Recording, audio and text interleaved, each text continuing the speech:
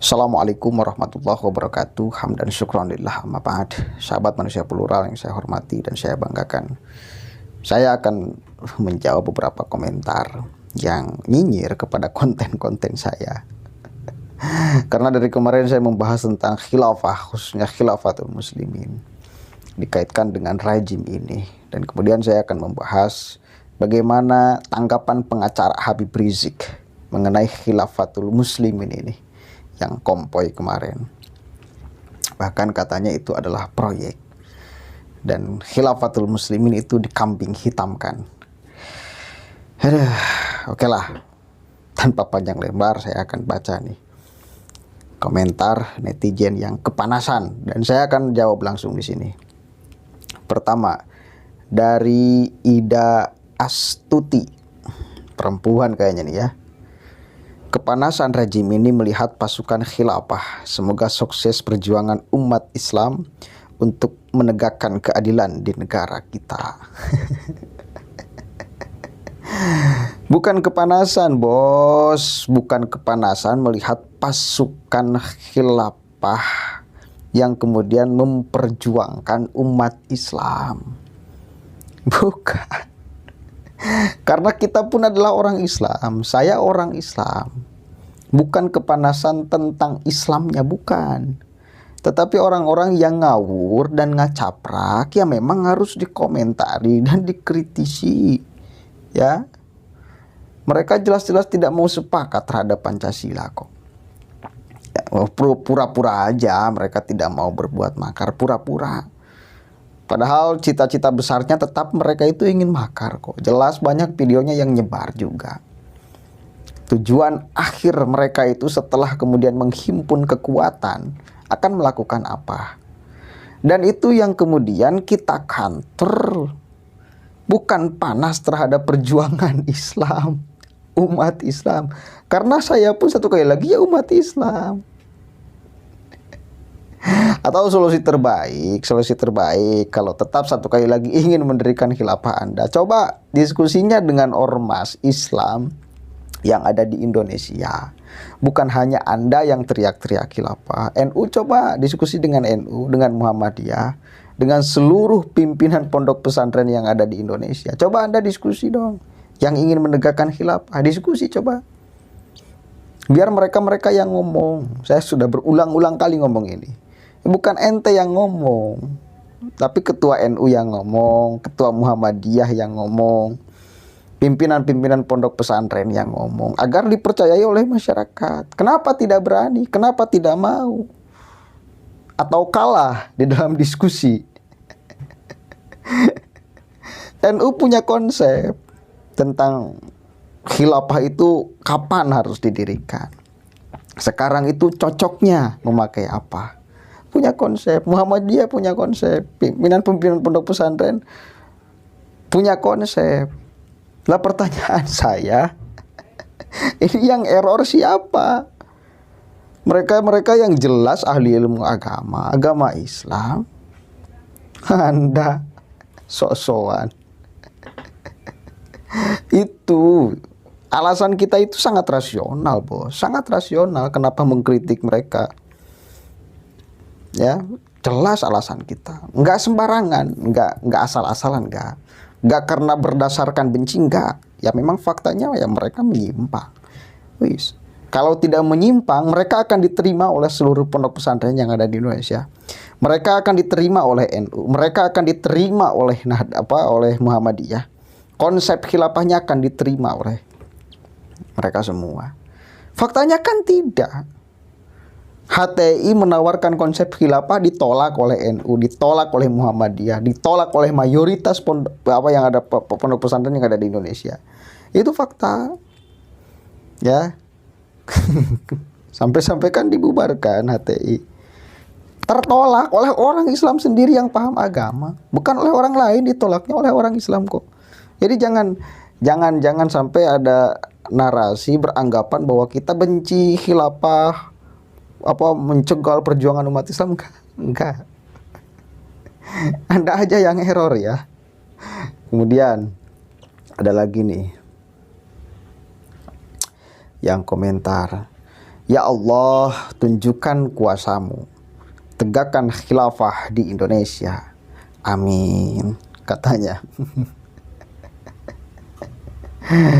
Berdoa kepada Allah untuk menegakkan khilafah di bumi Indonesia. Rasional aja lah, ikuti panduan saya tadi, coba diskusi dengan pimpinan-pimpinan pondok pesantren yang ada di Indonesia dan NU Muhammadiyah. Wes, kalau Anda sudah menang diskusi lawan mereka, kemudian mereka menyepakati harus berdirinya khilafah, pasti akan berdiri. Pasti akan berdiri tuh. Dan pertanyaannya, mereka mau atau enggak? Ya, jelas-jelas sudah ditolak kok. Udah, ngotot saja. Kemudian, semoga ikhwanul muslimin diberikan kesehatan lahir dan batin dan tidak berhenti berjuang menegakkan agama Allah. Allahu Akbar. Wes lah. Sakarmu. Udah diingatkan berkali-kali, tapi ya wes. Susah kan, kalau keledai itu ya susah. Sudah menutup otaknya dari asupan gizi itu, ya susah, mau digimanakan juga. Terserah ente. Kemudian ada yang kemudian melihatnya bahkan dari perspektif politik ini. Negatif, cenderung tuduhannya yang menciptakan itu semua adalah aparat. Bahkan satu kali lagi, Khalifatul Muslimin itu dikambing hitamkan. Coba kita baca nih.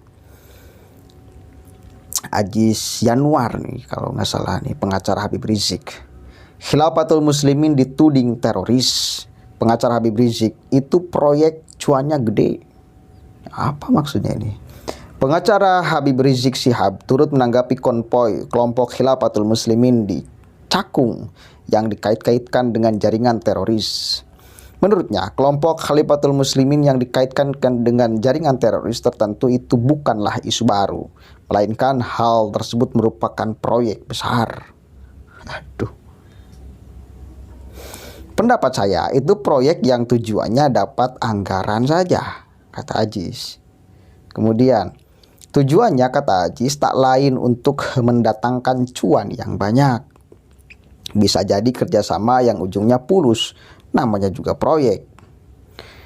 Ajis Januar juga menduga kelompok Khilafatul Muslimin sengaja dijebak untuk dikambing hitamkan oleh pihak pemegang proyek besar tersebut. Sebab proyek terorisme di Indonesia ini bukanlah menjadi rahasia lagi di kalangan umat Islam. Bisa jadi yang satu dijebak sama yang main proyek. Wallahu alam, sindirnya. Jadi kata Ajis ini, Ajis Yanuar ya kalau nggak salah, Khilafatul Muslimin itu dikambing hitamkan. Artinya ada orang yang sengaja menyuruh, ada orang yang sengaja menyuruh untuk melakukan hal tersebut. Coba. Rasional gak? Coba. Mari kita berpikir sama-sama nih. Kita lihat siapa Khalifah Khilafatul Muslimin. Siapa? Abdul Qadir Hasan Baraza. Itu khalifahnya nih. Gak bisa diganggu-gugat kan, itu khalifahnya tuh. Kemudian dia pernah terlibat gak urusan pengeboman? Kan dia pernah terlibat urusan pengeboman Candi Borobudur. Fakta itu. Itu fakta. Artinya apa? Ya bukan dikait-kaitkan. Bukan dijebak. Ya mereka memang seperti itu. Bukan dijebak. Bukan. Siapa yang menjebak? Ya mereka memang punya ideologi landasannya ya seperti itu. Punya keyakinan kebenaran yang seperti itu. Berarti Anda menuduh Khilafatul Muslimin bodoh gitu. Ya. Janganlah malah kemudian tuduh sana tuduh sini. Faktanya dia punya pemahaman itu kok. Jelas. Atas dasar ideologi mereka bergerak. Atas dasar kebenaran yang mereka yakini. Lihatlah ceramah-ceramah para pemimpin yang jelas mengarahnya kemana kok. Jadi bukan karena jebakan, bukan. Karena memang faktanya dia punya pemikiran seperti itu. Gitu bos, ya. Aduh, Haji Januar ya mereka. Tapi ya wis, ini kemudian diserahkan kepada masyarakat akan menilai seperti apa. Saya sih berpandangannya seperti itu. Bukan dikambing hitamkan, tetapi memang dia kambing hitam. Memang dia kambing hitam, sangat hitam. Bukan dikambing hitamkan. Dia memang mencap dirinya sebagai kambing hitam. Kemudian orang lain menyebut dia kambing hitam, ya memang kambing hitam, bukan dikambing hitamkan. Allahumma fiq lakum wa Assalamualaikum warahmatullahi wabarakatuh.